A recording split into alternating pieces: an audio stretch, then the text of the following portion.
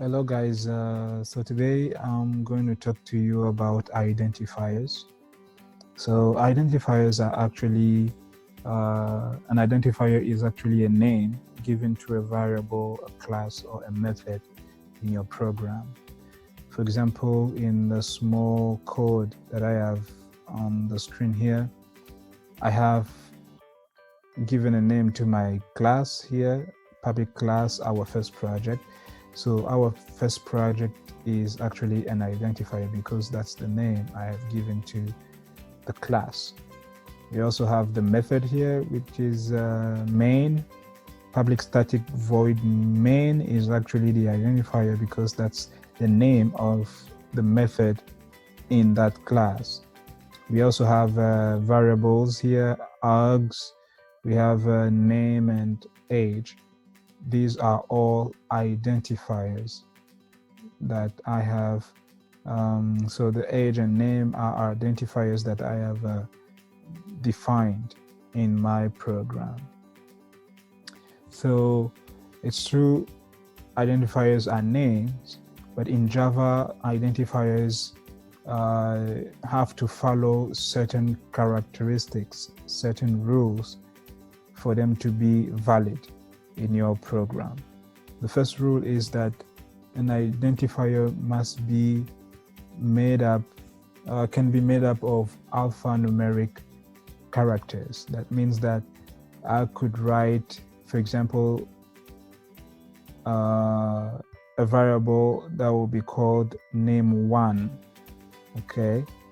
And that won't be a problem because name and one are so all the characters in this name are part of the alphanumeric set of characters, okay? And another characteristics is that an identifier can also contain a $sign. Okay, for example, I could write name and then put a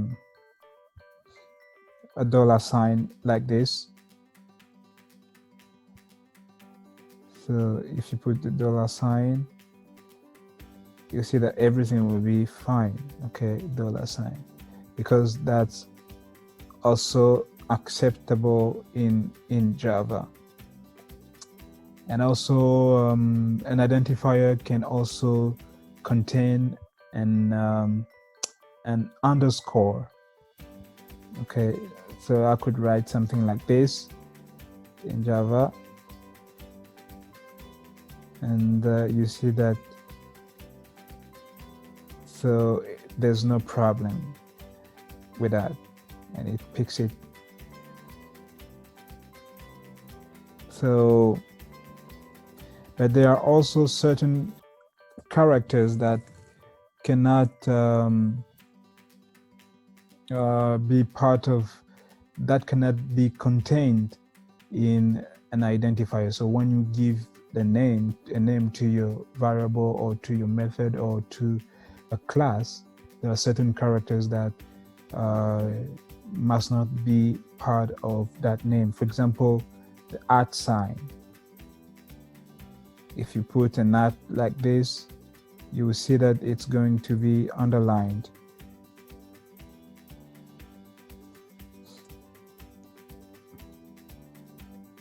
So when I put @ like this, you see that it's underlined. And when you come and check, here it's written syntax error token @ delete this token. Okay, so your editor is underlining that and saying that it's actually an error, it's not acceptable in Java. So the @ sign must not be part of any name or any identifier that you define in your program, because the @ sign is actually a special character that is used in Java. Another rule that is not also acceptable is that the identifier should not start with a digit. Okay, for example, I cannot write something like 123 name. So you will see that the editor is going to underline that, saying that it's not acceptable. So it's underlining the 123 and saying that it's a syntax error. So the problem is with the 123. So an identifier cannot start with a number, okay, with digits. It has to start with either a letter or a $sign or an underscore. For example, if I wrote something like this, you will see that there's not going to be any error. So you see, no, the $sign, sorry. If I write the $sign here,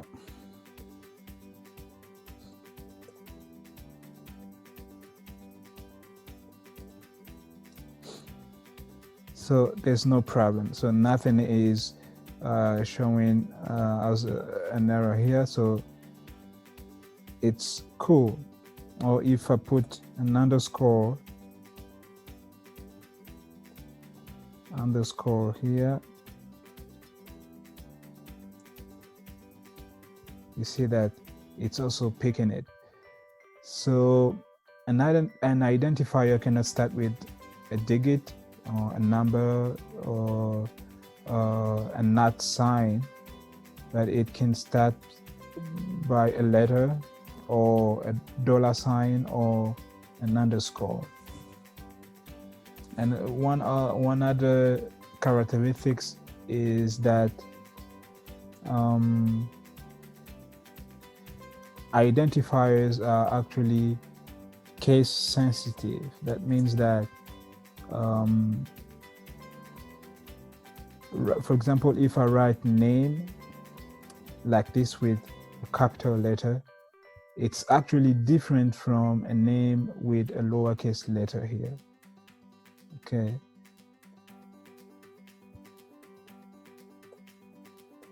So for the compiler, for example, if I say string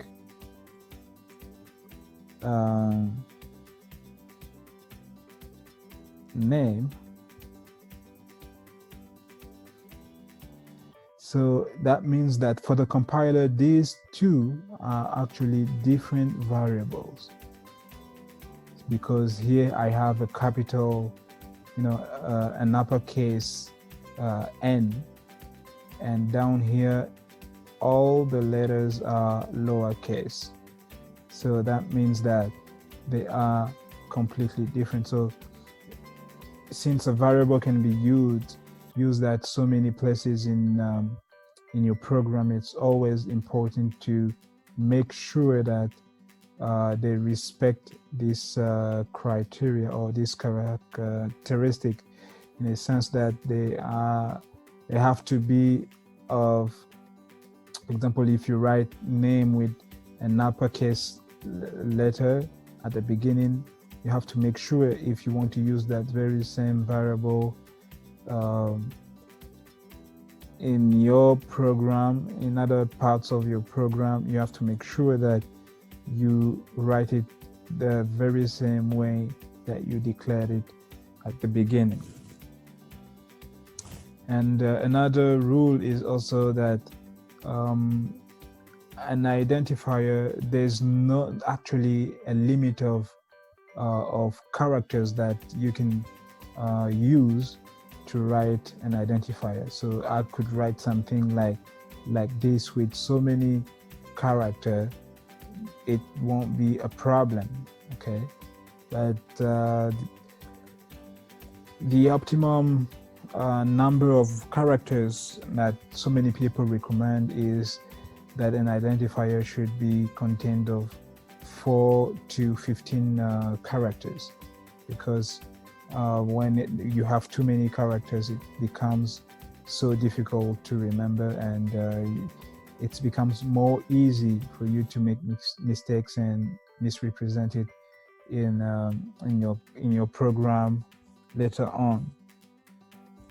And another rule is also that an identifier cannot be a reserved word. For example, we have reserved words. So reserved word, I'm going to talk about reserved words in another video. But a reserved word is actually a word that is reserved, that is used already by Java language that you can't use. So it's a word that is determined or predefined for other purposes in Java language. For example, class, the word class here, I can't have an identifier named class. You see, it's giving me an error. It's giving me an error. So what it's saying is that multiple markers at this line, a string cannot be resolved to a variable syntax error class, you see, because it's a reserved word. It's already been used in the Java language. So I'm going to talk about reserved words in details in another video, but just for the information is that you can't give your variable a name that is reserved, like public, like static, like void. What you could do is, since we can use $, for example, you can put the $, at the beginning and use class. So this is totally a different name that you are giving to your variable, since you have the $, at the beginning. It's different from class, without $. And so an identifier cannot be a reserved word, okay? It cannot be like public, class, or static, or void, because these words are reserved. And I'm going to talk about reserved words in another video. And what we also need to know is that there are certain identifiers that are predefined. Okay, identifiers that are predefined. For example, we have the print line here, is also an identifier. Print line is an identifier that is used in this method, the system.out, that is used to output the message that we instructed to output in our console. For example, if we run this program, it's going to output enter your name and your age here. So the print line is actually an identifier. We could also have print. If I just copy and paste.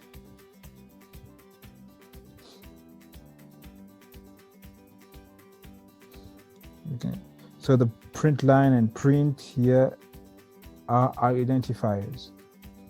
Even the next here, this is used for inputting. Like if you run this program, actually the program is going to ask us to input certain values, so that it's going to use them and output these values on these two lines here. But I'm not going to explain in further details about the code that I have written here, but since I'm just talking about identifiers, and these print line and print are actually predefined identifiers. So predefined because we didn't define that. It came directly with the programming, the Java programming language. So, but what we can define as a user is, the name of the class and the variables that I have here, name and age. And we could also define other methods. For example, if we wanted to add to output certain information, for example, and we needed a method for that, we could also add another method in our code. So this is it concerning identifiers. It's just very basic, but it's also important and critical to know about them, since when programming will be using identifiers a lot, creating variables and adding methods and creating classes. It's also important that we know exactly the rules into when we be giving the names to our various classes and methods and variables. So this is actually, so I'm gonna before I finish, I'm going to give you another other example of identifiers that are not valid, that you cannot write. For example, you cannot I'm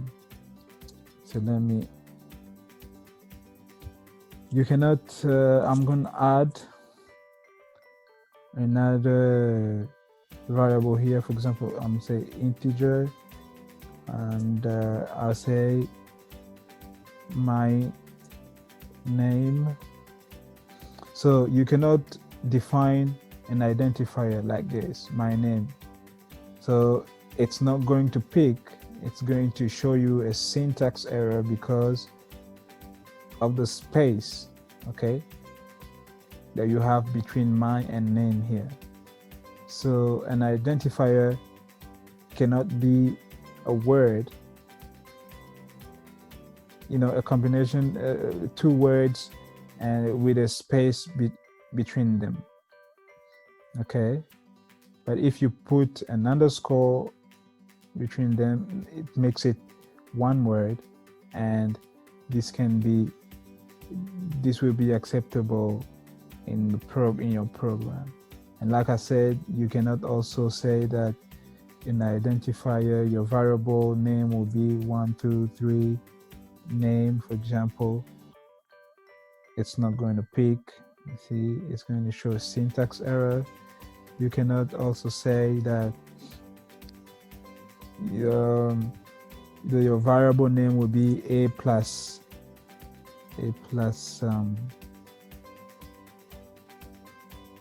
b.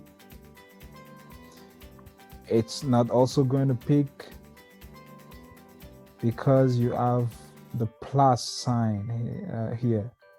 So the plus sign is not part of the alphanumeric characters, and as we say that the only characters that are allowed to be contained in your identifier are alphanumeric and the underscore and the $sign. So the plus is not allowed.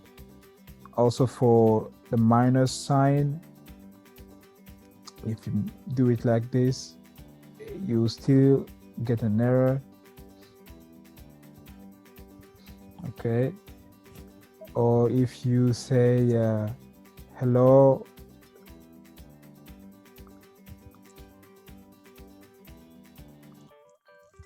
then you put the question mark, for example,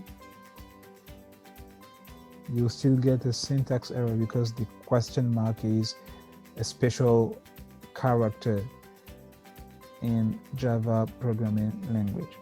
So just to remember, we spoke about identifiers, and there are certain rules when defining your identifiers or when giving names to your class and your method and your variables.